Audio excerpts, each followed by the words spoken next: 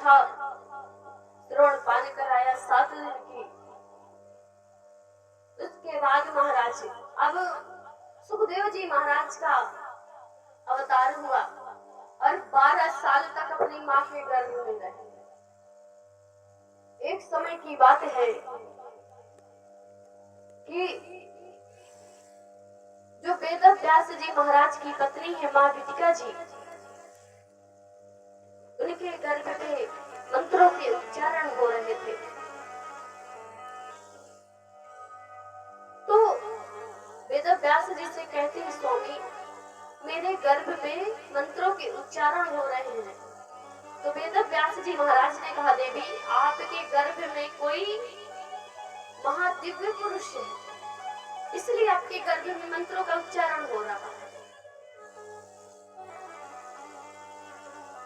बोले अच्छा, लेकिन महाराज जी ये बताइए 11 साल पूर्व हो गए, 12 साल पूर्व हो गए, 13वें लगने वाला है, लेकिन ये कौन सा ऐसा महापुरुष है जो कि गर्भ से बाहर आने का नाम ही नहीं ले रहा है।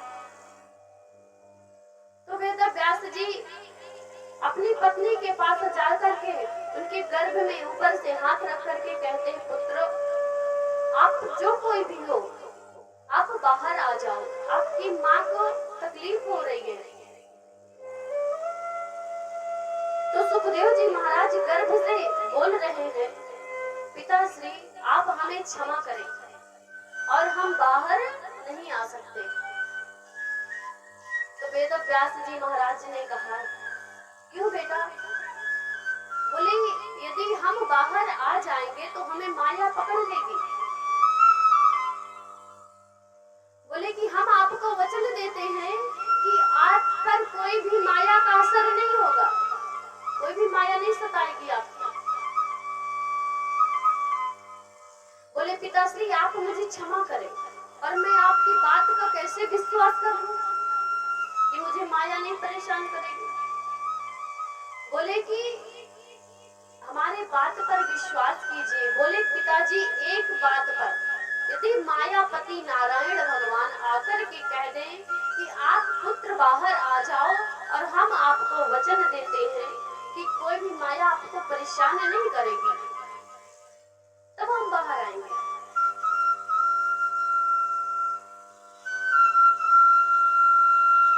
तो महाराज सुखदेव जी ने ये कहा, तो वहां पर मायापति नारायण भगवान को आना पड़ा।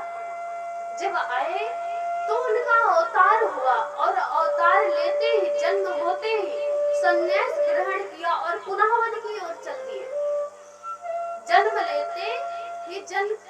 लेते ही वन की ओर चल दिए और पुत्र पुत्र कहते महर्षि वेद व्यास जी महाराज उनके पीछे चल रहे हैं, लेकिन फिर भी उनको लौटा करके नहीं ला पाए।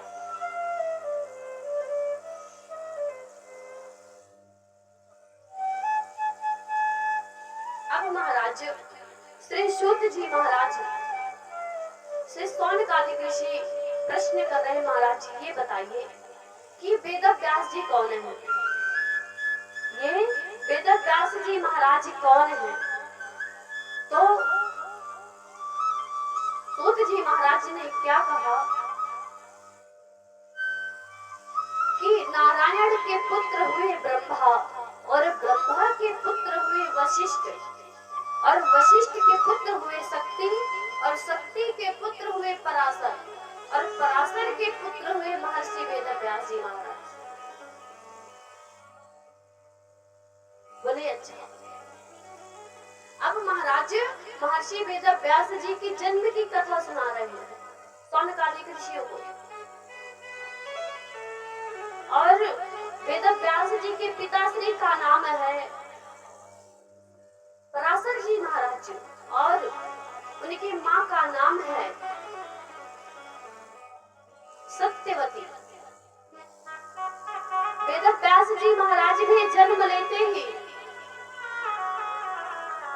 वो भी वन की ओर जाने लगे। तो उनकी माँ ने कहा, बेटा आप वन पे जा रहे हो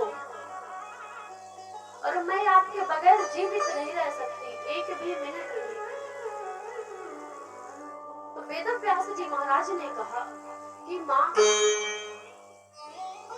हम आपसे हाथ जोड़ करके निवेदन कर रहे हैं कि आप हमें वन में जाने दीजिए, आप हमें वन में जाने से मत रोकिए।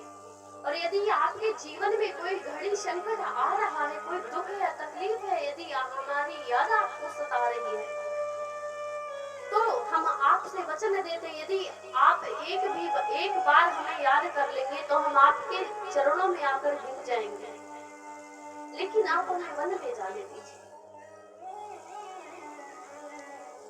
सत्यवती माँ ने कहा कि ठीक है पुत्र, यदि आपकी इच्छा है तो हम नहीं रोक रहे, आप बिल्कुल जाओ। उसके बाद महाराज जी क्या हुआ कि वेद व्यास जी चल दिए। जब चल दिए वन की ओर, तो अब विचार कर रहे हैं कि हमें कहाँ जाना है। तो सीधे उत्तराखंड गए। उत्तराखंड से बद्रीनाथ जाकर के सरस्वती नदी तट के पास एक आश्रम बनाया, कुटी बनाई, और वहां जाकर के समाधि लगाने लगे। जैसे ही समाधि लगाने के लिए बैठे, अपने नेत्रों को बंद करके, तो दुनिया, पूरा संसार नाचते, गाते, खेलते, रोते उनकी दृष्टि में दिखाई पड़ रहे हैं। तब महाराज, उनको चिंता हो गई, और फिर उनका मिलन नारद जी महाराज से हुआ। नारद जी महाराज ने 4 मंत्र दिए महर्षि वेद व्यास जी को, और उसी 4 मंत्र के आधार पर महर्षि वेद व्यास जी महाराज ने 18,000 श्लोक या मंत्रों का विस्तार किया है। तो ये जो 18,000 श्लोक है भागवत जी में, ये महर्षि वेद व्यास जी ने लिखा है, और इनके पुत्र का नाम है श्री सुखदेव जी महाराज। और 18 पुराणों की रचना की, 18,000 श्लोक भागवत जी में लिखा, और 4 वेदों की रचना की। 4 वेद कौन कौन से हैं महाराज? ऋग्वेद, यजुर्वेद, सामवेद और अथर्ववेद। भैया बीच कथा में उठ करके नहीं जाना चाहिए, कुछ समय और रुकिए, कथा विश्राम होने वाली है। तो महाराज 4 वेदों की रचना की, 18 पुराणों की रचना की महर्षि वेद व्यास जी महाराज ने। अब श्री सूत जी महाराज शौनक आदि ऋषियों को भगवान की 24 अवतारों का वर्णन बता रहे हैं। वैसे तो भगवान के अनेक अवतार हैं, लेकिन भागवत जी में 24 अवतार बताए गए हैं प्रभु के। 24 अवतार कौन कौन से हैं, ध्यान से श्रवण पान कीजिए।